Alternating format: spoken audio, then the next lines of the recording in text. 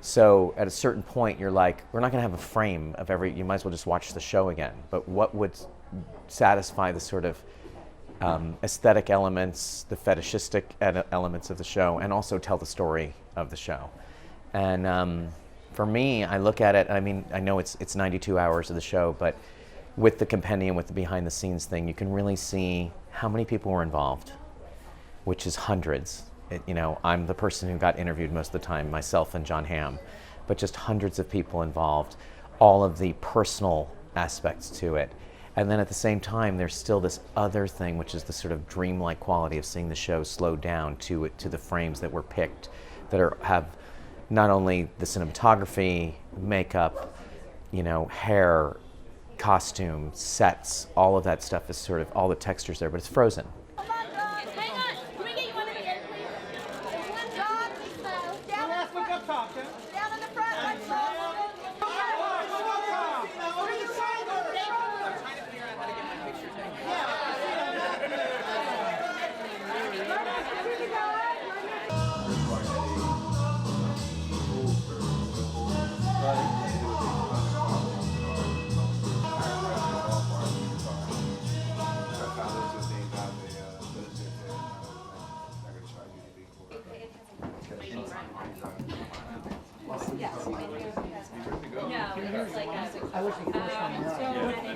There is also, though, if you are a fan, there is so much in the second volume, behind the scenes stuff, that is not anywhere else.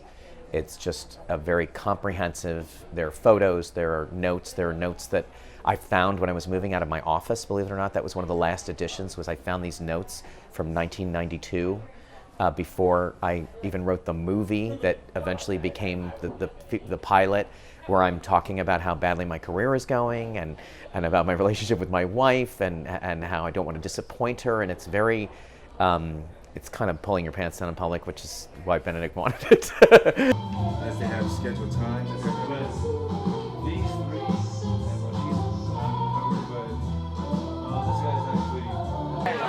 Hi, Ludo. Nice to meet you. It doesn't have to be dedicated, so just your signature. Yeah, just a signature.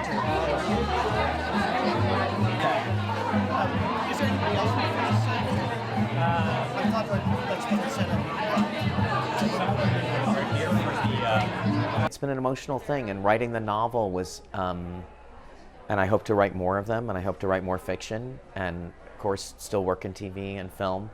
But it was a wonderful, when you get to a point, I finished the show a lot earlier than people know, you know what I mean? I finished writing a full year before the last episode aired. And it's not like post-production didn't take 6 months, but I spent a long time not writing, the longest I ever have in my life, since I started. And you're a writer. You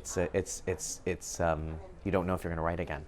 So there was something about being alone with this and working it out and just saying, I have this story, let me see what I thought it was going to be a short story, and then it just ballooned into a kind of amazing experience, but also like it was transformative and helped me move to the next part of my life, I hope, creative life.